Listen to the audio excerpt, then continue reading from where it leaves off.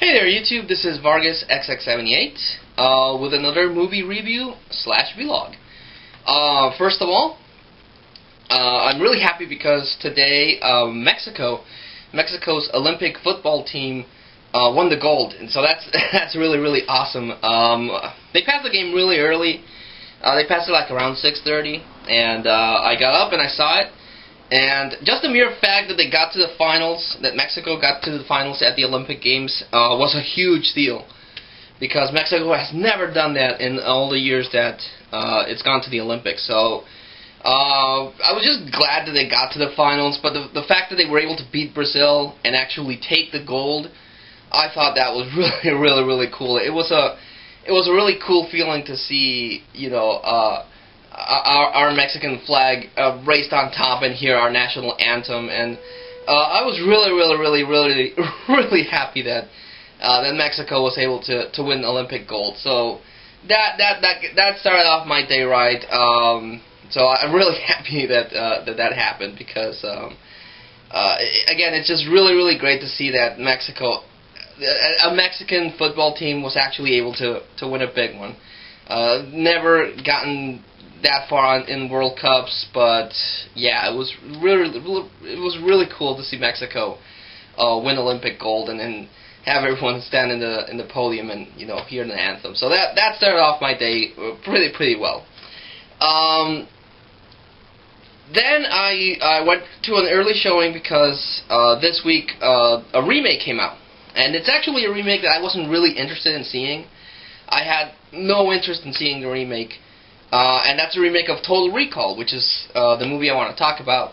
Saw the trailer, saw that they were going to do it, and they were going to go this different route. And I'm against remakes because it shows that Hollywood has no more fresh ideas. I mean, they do it all the time with horror movies. They remake horror movies, and now they decided to remake Total Recall, but it doesn't look exactly like the original Schwarzenegger film.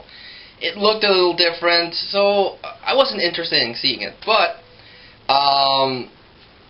went out with someone, and she wanted to see it, so, you know, I'm not going to say no to a girl. So we went, and it's not as bad as I thought it would be. It's the kind of remake that it didn't have to be called Total Recall.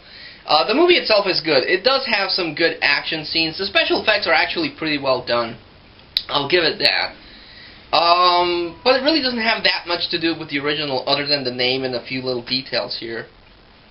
It could have been its own thing. It could have been called anything else. It didn't have to be tied down by a Total Recall name, because comparisons are always going to happen. You know, people are always going to compare a remake to the original, and they're going to determine, you know, which one is better. And most of the times, the original is always better than the remake. You know, if they do a shot-by-shot remake, then it defeats the purpose. I mean, why waste film? Just do something else. And if they change too much, then people are going to complain that the original is superior. And that's where this movie kind of falls in. They tried to do their own thing, and they kept elements from the original, but because of that, it also kind of fails because the original is still better. I still prefer the Schwarzenegger film over this one. Again, if this one would have been called anything else, I think it would have fared better. It didn't have to be tied down to the Total Recall name or history. But it basically starts the same thing. The same thing happens. It's about this guy that goes to a place to have this virtual vacation. He wants to live a life different from the one he has because he's not happy with his current life. So he goes there to get an implant, and then things just collapse, and, you know, the government's after him, and a resistance group is after him.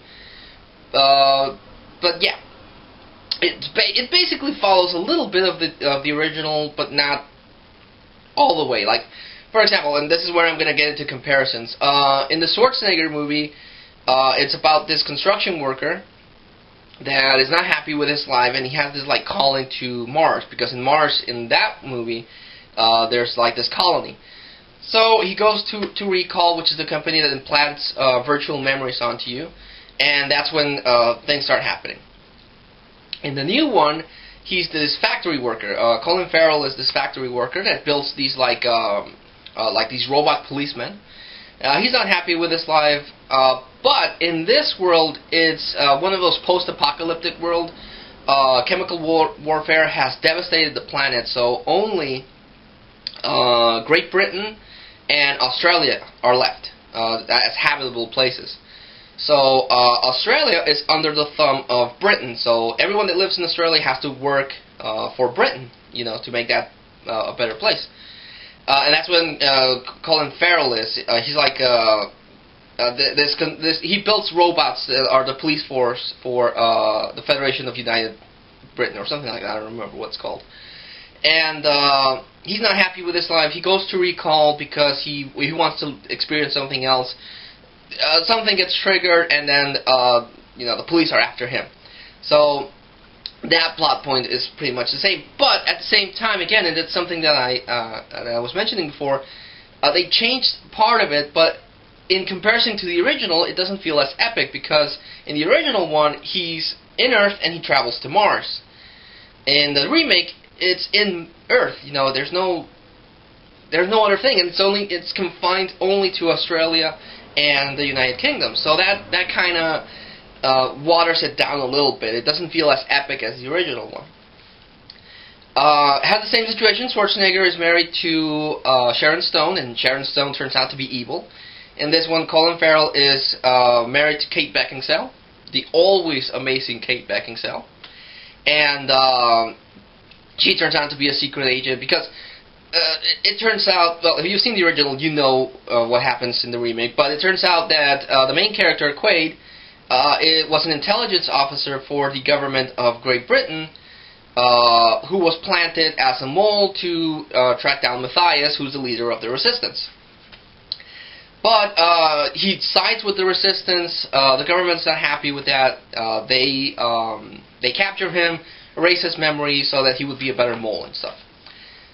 So that's why Kate Beckinsale was pretending to be his wife, and then she's revealed to be the secret agent and everything.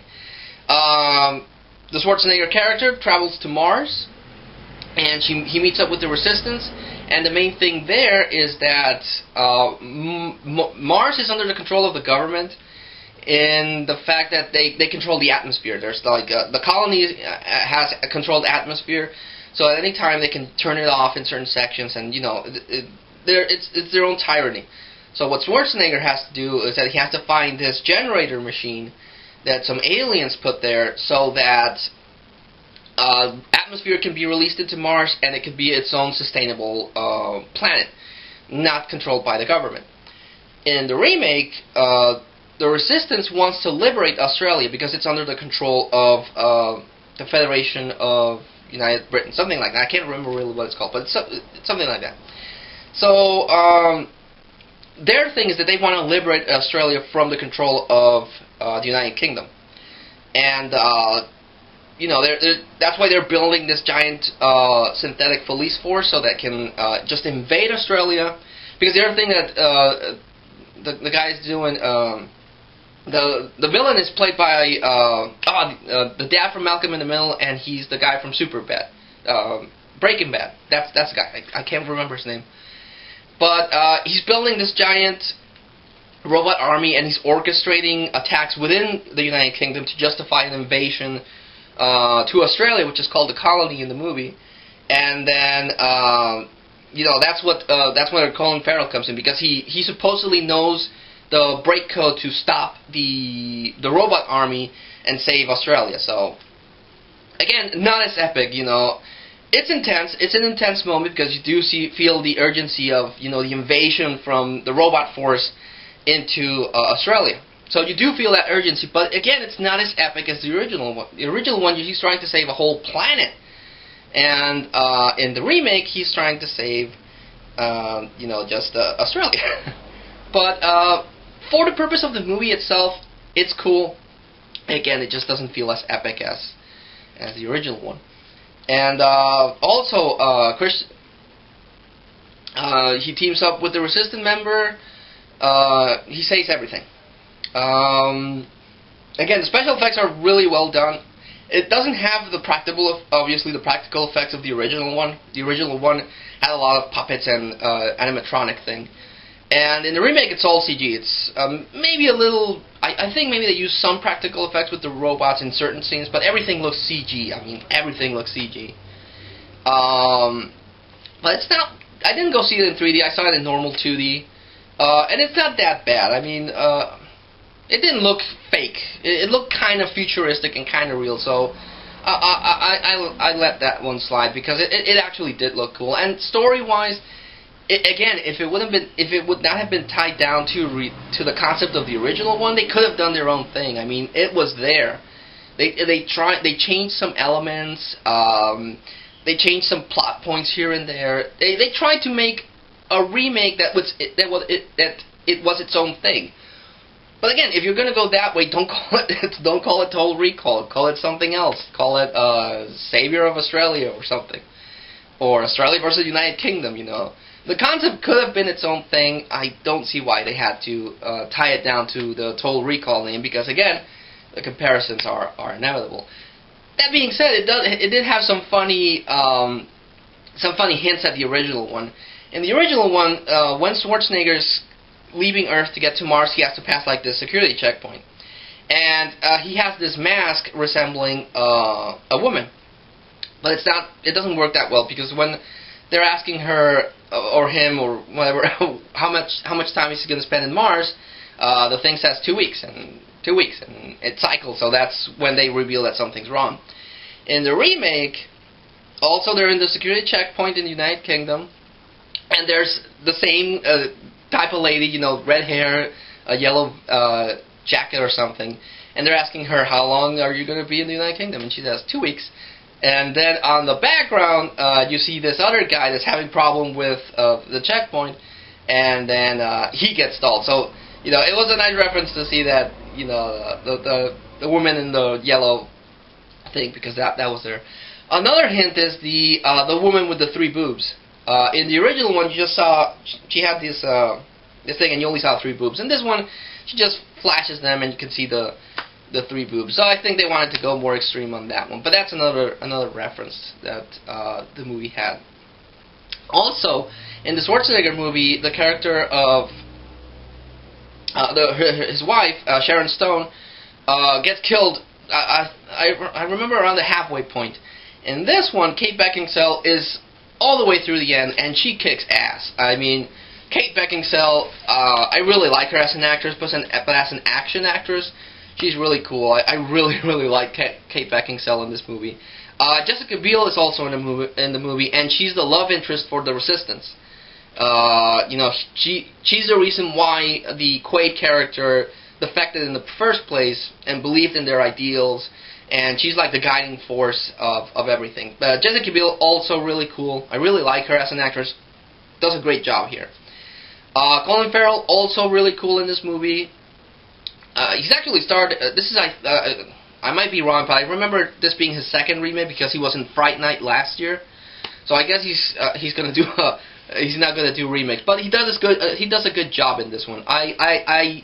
Again, it's acted enough that you could enjoy it. So special effects wise, it's good. The actors in it also good.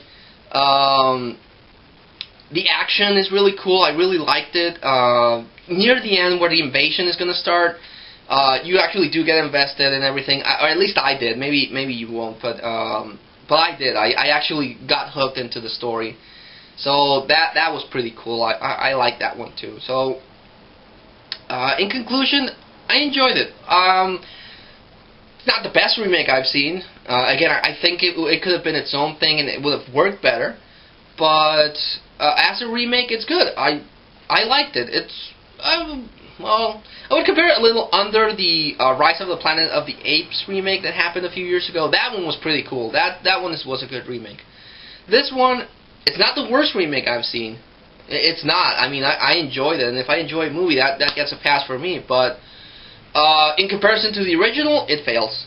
It fails. The original one is still better. It just feels more epic. But it's not a bad remake. I actually, again, I enjoyed myself. I thought it was well acted. I thought the special effects were well done. They didn't look fake. You know, as far as special effects go, they didn't look fake. I like the pacing. I like the little changes that they did to the story. Except the big ones, like, you know, the whole not leaving Earth thing that I just didn't enjoy. But all in all, a good remake. Pretty good remake. I would definitely recommend you watch it. Make your own conclusions, but I enjoyed it. I had a good time with Total Recall, and if it comes out on DVD, or in Blu-ray, because I'm gonna get it on Blu-ray. When it comes out, I'm gonna pick it up because it's worth a pickup. Definitely, is worth a watch, and adding it to the movie collection. But that was my 2 cents on Total Recall. And if you saw it, well, you probably did because it released in the United States first. But if you saw it, didn't like it, don't agree with my review, please leave a comment. I'd like to, you know, hear about it. But until then, this is Vargas XX78. Once again, Mexico, si se pudo, si se pudo. Thank you all for watching, and until I see you all again, this is Vargas XX78, signing off.